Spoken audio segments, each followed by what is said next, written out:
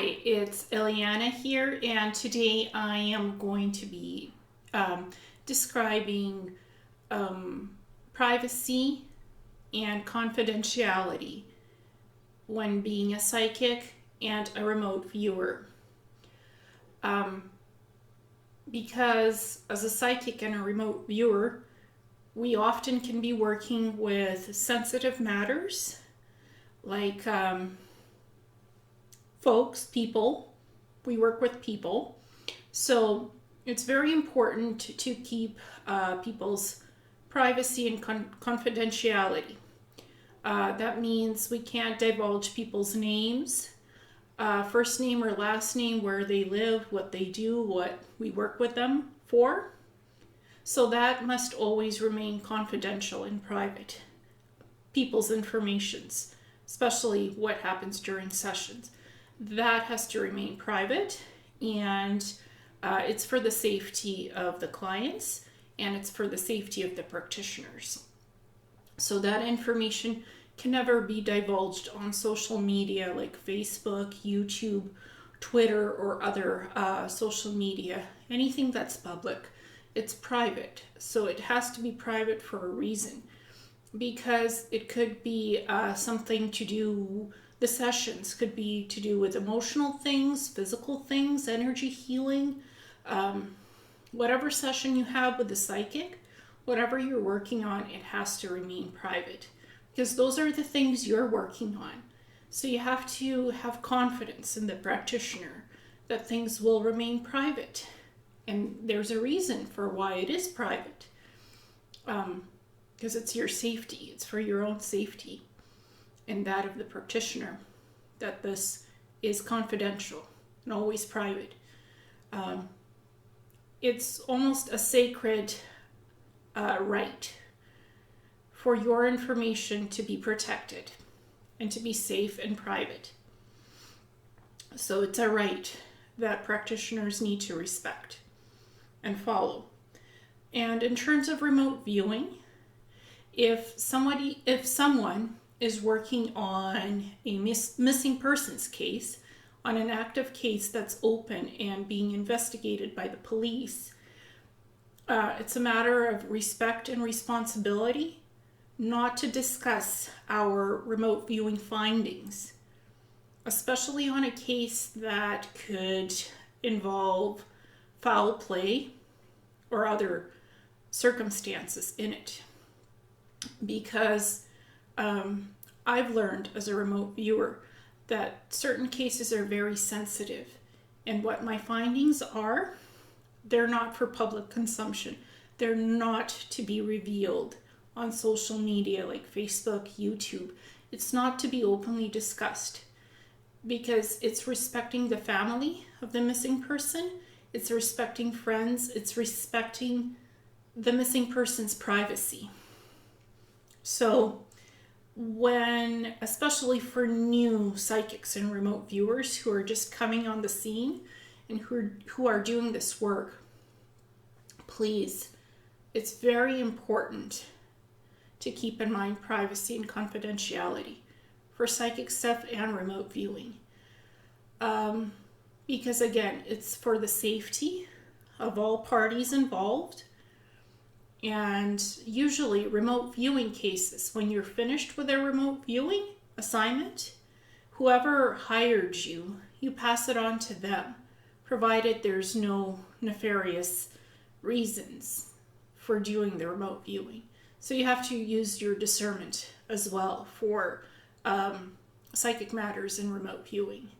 In remote viewings and psychic sessions, I usually, if somebody asks me to give somebody's address or names, first or last name in a psychic session, for me to remote view somebody else or to get psychic information on somebody else during a psychic session for somebody, to give them information about somebody else, no, I don't do that.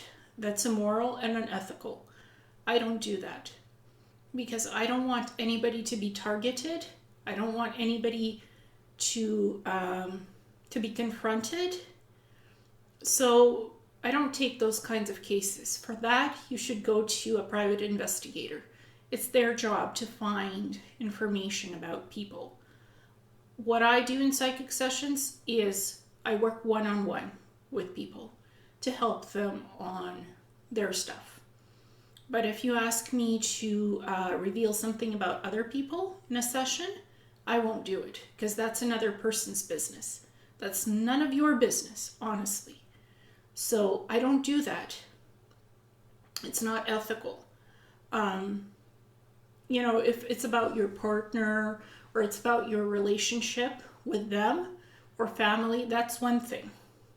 In sessions, that can come up where you're dealing with private things, working through something on a relationship with a partner that we discuss and look into. That's allowed because it's something personal to you and in conjunction with your partner or friend or whatever. It has something to do with you on a personal level. So that's allowable because oftentimes that's something we need to work on together for healing, emotional release, energy cutting cords that bind. So those details are fine if it's concerning you, life partner, friends, something that's going on in your life. That's fine. As long as we're not getting into looking into some other person to get names and addresses, that rings warning bells to me. So I don't go around locating other people just because, unless somebody comes to me with a missing persons case, and then I really do interview that person to find out why they're trying to find somebody who's missing. Why are you associated with this and why do you want them found? If I think that it's for a legitimate reason, then I might take the case. If it's not, I won't. I'll say no. This is really a matter of a private investigator or the police. Because again, morality and efficacy, for me, that comes first. So when I work on remote viewing cases, on anything, I never ever publicly reveal on Facebook or YouTube my remote viewing findings of what I find out until I know for a fact that the work is finished, the case is over, and that I have permission for whoever I did the work for, or if I did it for myself. When it's fully finished and I have permission to reveal such information publicly, then I might, if it's something that I feel is important in terms of publicly being able to reveal something from a remote viewing project. Whether it's something I did for myself or others who I worked for a project, I will always get their permission before discussing a remote viewing project publicly. And some remote viewing projects cannot be disclosed publicly on social media because if it's a missing persons case, there's still an active investigation looking for that missing person. So if you reveal, private information from your remote viewing case during an interview or somebody asks you about it when you're live on YouTube or Facebook, just please say, at this time, I cannot talk about this case because it's an active investigation. I cannot comment on my remote viewing findings because this case is still being investigated. You do not want to muddy the waters with remote viewing information because as psychics and remote viewers, our results can be 50-50 for validity and accuracy. You could be spot on and right about everything you remote viewed, or you could be off by a margin of percentage. Until the police or whoever is investigating the case of a missing persons actively confirms the findings of the investigation publicly, we cannot reveal our own findings. It's not something we do. There's a cardinal number one rule. If we are investigating a missing persons case or a murder case or foul play or criminal activities, we do not publicly divulge such information. Even if we think that the person wasn't killed, say they were attacked by an animal or something, we don't put up such RV conjecture, remote viewing conjecture, or analytical overlay. We don't put that out into the public sector because it's circumstantial evidence. You really don't know what happened until a public investigation has been completed by the police, the FBI, the CIA, whichever agency is investigating the case. Until all evidence is in, it's conjecture. It's not valid until it's been substantiated with physical evidence. Remote viewing is all circumstantial until it's been validated for missing persons cases, murder, foul play, whatever. The evidence, the physical evidence of the investigators has to line up correctly with the remote viewing to be as accurate as possible. Otherwise, it's just circumstantial evidence. It's not valid. If you publicly reveal it too soon, it muddies the waters. And, goodness, if the person's family of the missing person actually sees that remote viewing that was revealed publicly, they could be upset. It's painful to hear that your loved one is dead. And, oops, they were foolish or something, and they did something, and, they got lost and they died. It's upsetting to the family of that person if they accidentally see something like that. And it's traumatic. They don't know that their family member or loved one who are missing is dead. They don't know. They presume they still could be alive because their body hasn't been found. So it's very insensitive and disrespectful to the family members, loved ones, friends. In some circumstances, you can anonymously report your RV findings. If there's any evidence in your RV that there's foul play involved, murder, or some criminal activity, you can anonymously report it to the FBI, Crime Stoppers, or any agency that's official that allows that kind of reporting on their online forms. You can report it anonymously if the forms allow it. You don't have to put in your name, your email, your address. Just report it anonymously. If the authorities choose to look at the RV or the psychic findings, they'll look at it. If they choose to ignore it, then it might take longer to solve the case. Just do your best to submit the information anonymously as you can, where you can. That would be my recommendation. Or consult with a senior remote viewer if you feel that you need more information or you need some mentorship or guidance. I would highly recommend to consult with another remote viewer or a psychic who has been in the field and they're reputable. If you're concerned about something, please consult with a professional. If you need help with your remote viewing, psychic stuff, usually remote viewers don't share their data about their cases with each other, but they can give you helpful tips about who to contact anonymously if you need to report something, how to do it ethically and safely.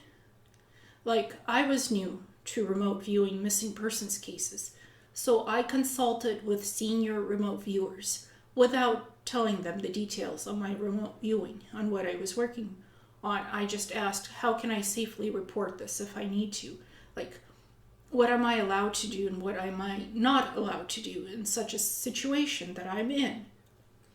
And I was given some good guidance and told, don't share my remote viewing results with anybody, not other remote viewers, and certainly not publicly, because it's not done in an active investigation of a missing persons. It literally muddies the waters, and it can impact a case. It can contaminate evidence. Literally, it could force authorities to go on false leads, or it could create a miscommunication, And sometimes the RV results are accurate and sometimes they're not. It could be a 50-50 split. It could go both ways. So, and there's also mind perception, like analytical overlay. I always include that in the AOL in my remote viewing, because that information can have valid evidence as well in it. If you think it's important, just put it into your remote viewing. You never know what data is consequential or not. It could all be important and needs to be reported in your remote viewing. Or it could be not so important, but it's better that you included it because evidence is evidence. So a good investigator always writes down the evidence, even hunches. Write it down because it could be very important. You really don't know until a case is solved and the evidence is reported to the media, finally released of what happened. Whether a person got lost, whether they were kidnapped, murdered, whoever was associated with it, eventually the evidence comes out. And if the missing persons case is never solved, sometimes it's a good idea to keep the remote viewing to yourself because you just don't know what happened to the missing person. The investigation was never solved. It's still actively open, or it's a cold case. So sometimes we go back to the remote viewing data and do another session to see what happened.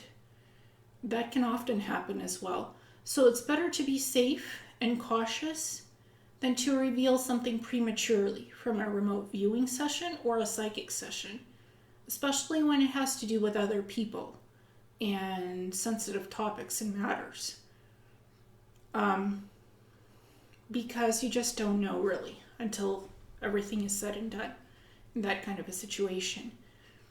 So I'm very much new. Again, I'm saying I'm very much new to remote viewing missing persons cases or cold cases. It's my very first time doing this, but I'm trying to follow the rules and the guidelines for how to do it properly. My remote viewing is done. It's finished. But I cannot release the evidence of my remote viewing publicly because, I just can't. Because it's an active, ongoing case of a missing person. I can anonymously report it to the proper agencies and authorities, which I have done because I felt like I needed to. I'm not going to say which authorities it is, which agencies. I can't reveal that data because, again, privacy, confidentiality, and respect and guidelines. I do not want to hurt anybody or reveal something that I shouldn't in a public video, for example, of what I'm discussing.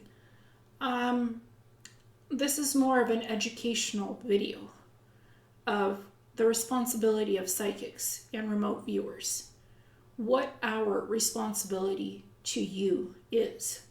At most, to keep your privacy and confidentiality. If you did something wrong, if you killed somebody or committed a crime, we are obligated to report that to the proper authorities.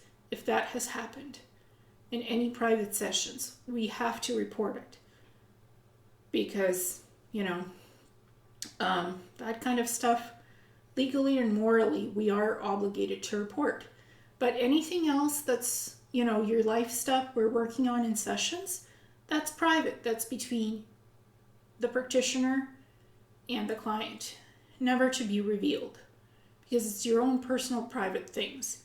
Confidentiality and privacy, that's guaranteed for your sessions. It's a must. Because that's what the foundation is of such sessions, to protect you and the practitioner. So that's the first thing I ever learned as a psychic and a remote viewer. Never divulge your cases, whether it's psychic stuff or remote viewing, out in the public when you're not completely sure about all the facts and evidence. If the information is not yet in, don't reveal your remote viewing findings or psychic findings. Be smart, be safe, and be careful. That's the name of the game in this type of work. It's to protect you, and it's to protect the other people involved in anything that you do psychically or remote viewing wise. It's to protect you, because we cannot be made to look foolish or like idiots as remote viewers and psychics. It's to protect your own reputations and that of others. Again, to protect the reputation of yourself and others. We can't be looking like idiots or fools. Honestly, we can't. Because if we did something wrong and it caused harm to somebody else, that's on us. Because we revealed something we shouldn't have. It is on us. We can be sued by the families of the missing person. Or we could be sued by somebody else who didn't like what we said or did. Because maybe the evidence wasn't accurate in the remote viewing. Perhaps it was as close as accurate as possible. But something was off. So we can be liable for publicly disclosing something that we shouldn't prematurely. There's liability that could be involved. It could be legal. It could be a lawsuit. It could be something else. There are repercussions and consequences to revealing things too soon.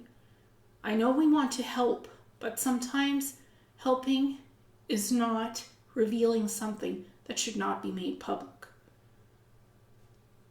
That's something else to consider. So thank you so much, and namaste.